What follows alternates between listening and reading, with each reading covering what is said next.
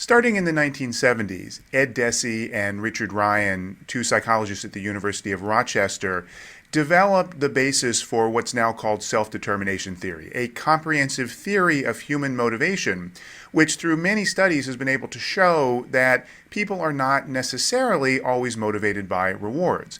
And in fact, intrinsic motivation is a more powerful and more effective way to encourage people to act in certain ways. Under self-determination theory, there's actually a spectrum of motivational types. So if we could draw three categories here, at this end of the spectrum is what they call amotivation. And what that means is you have no motivation one way or the other. You are totally indifferent to the activity. That's called being amotivated. At the other end of the spectrum is intrinsic motivation.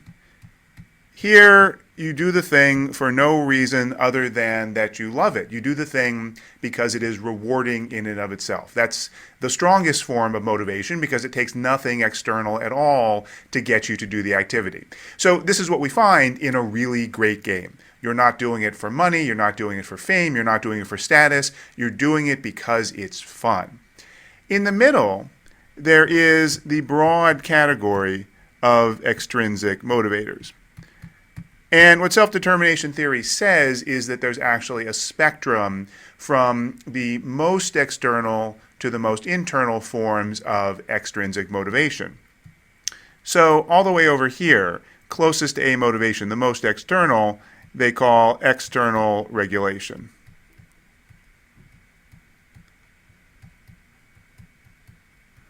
And I know my handwriting leaves something to be desired here. But the idea here is at this point, you really don't want to do something, or maybe you're indifferent to it. The only thing that makes you do it is someone tells you to.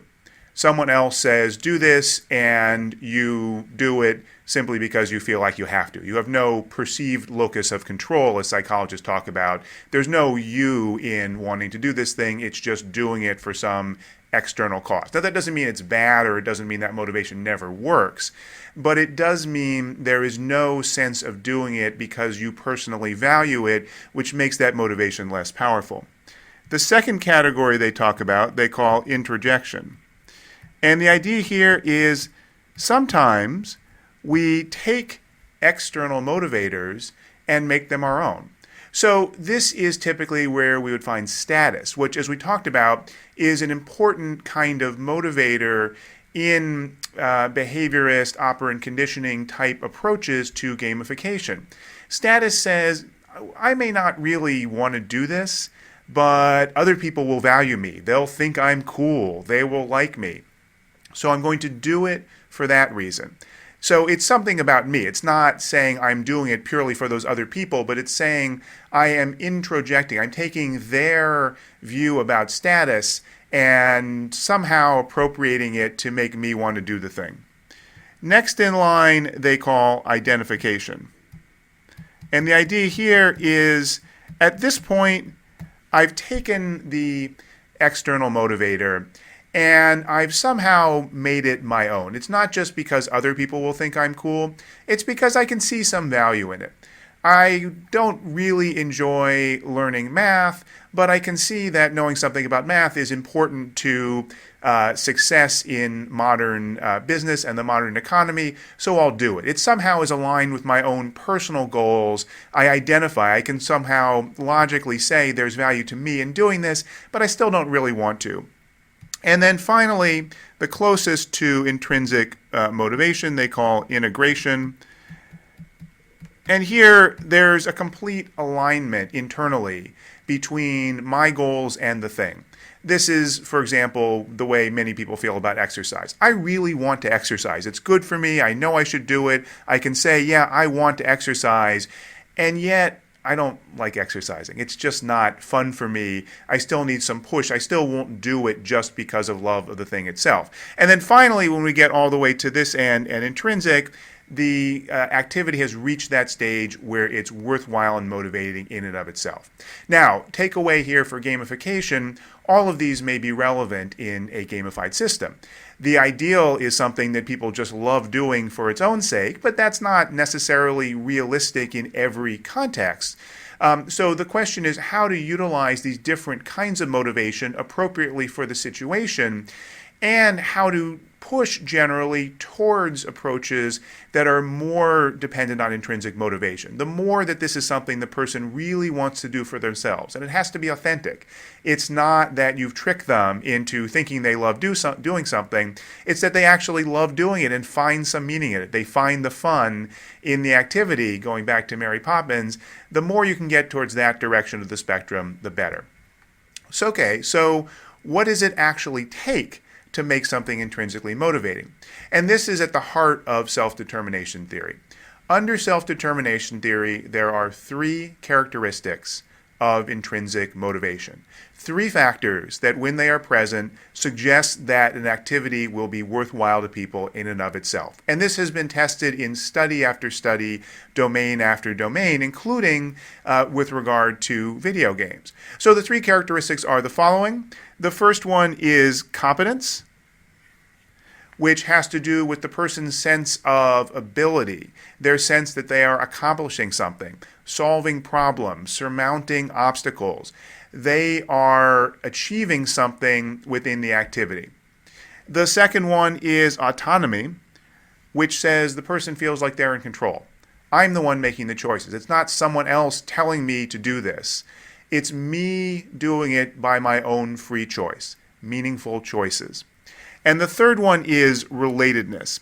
And by this, Deci and Ryan means something like your activity is connected to something beyond yourself.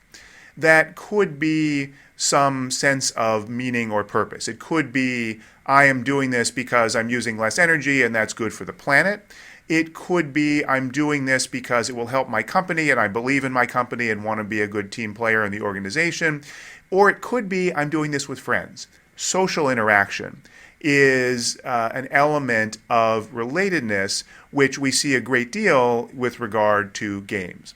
So let's look at one example quickly from a gamified site and how some of the standard kinds of game elements we've talked about can activate these 3 motivators of intrinsic motivation under self-determination theory. And the point here is that game elements are not necessarily one or the other. It's not that a badge is inherently an external motivator or inherently an internal motivator. It can be one or the other depending on the context and the way that it's applied. So these examples are about a site called Fitocracy, a site to encourage people to exercise, to work out, and to get into shape. And Fitocracy uses all of the standard kinds of PBL type game elements we've seen, but they do it in a fairly coherent, sophisticated way, which is really targeted towards intrinsically motivating people to engage in the activity. So first here, this is what happens on Fitocracy when you level up. You get a certain number of points, standard game element. It says you level up, you're now at level 3, and here's the badge that you get for leveling up. But notice how this is all integrated together. It's not just you've leveled up. It's congratulations. You've earned it. Earning, i.e. a sense of competence that you've done something hard that got you to that next level. You're now level 3, awesome. And the click button says, I'm awesome. And you can share it with your friends to tell them how awesome you are. And this is part of the overall structure of this site. It really wants to make you feel good about yourself when you exercise. And it wants you to see this as a challenge, and a challenge that when you overcome some of those challenges, when you start to tag and report your workouts and start to move up in how effective your workouts are, that means you are leveling up, not just in some abstract sense, but you are getting better. You're getting into better shape. So that's all about competence. And again, it's in how the site is designed to make the person feel that their activity is achieving something, mastering something, as opposed to just doing something for no particular reason. Second one is autonomy. And here, typically in games and gamification, the issue is choices. How much freedom does the user have? The games that are heavily structured and scaffolded, where you have two choices, but the game will push you to just one choice, and there's very little freedom within those choices, tend to activate less autonomy than the more sandbox type game environments, where the user has lots of scope for choice. And within gamification, when services give users lots of options, choose your own adventure, decide where you go, that tends to activate more autonomy. So here we see on Photocracy, you get to choose your interests, and you get to custom build what sets of challenges that you have based on the kinds of workouts you want to engage in. And some of them are group, some of them are individual. The point is, your decisions about which path you want to take customize the site so you feel like the experience is one that you are in control of. It's not telling you cardio is what matters. You get to choose that. And then once you make those choices, it gives you a whole set of different potential quests. So it's not just that you need to engage in one type of workout. Here's a whole bunch of different workouts. This one's only worth 10 points. This one's worth 300. But obviously the first one's a lot easier. So you get to make choices and trade off what's more important to you. Autonomy. The decisions are in the control of the player, not predetermined across the board by the game. Finally, relatedness. Here in Photocracy, we see a very strong social element. It's better with friends, recruit your friends, help keep each other motivated. Here's a pop-up that you see some other people on the site, and it'll recommend people you follow. Here's groups. You can join together with groups that are interested in particular kinds of workouts, who have particular kinds of questions. The whole experience is structured very much around you're not in this alone. This is not just about you sitting in a gym or in your basement and lifting weights.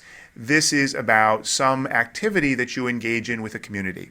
It's bigger than you. That's relatedness. So 3 good examples of applying self-determination theory to make a gamified site, even one using the standard PBL elements, feel more intrinsically motivating.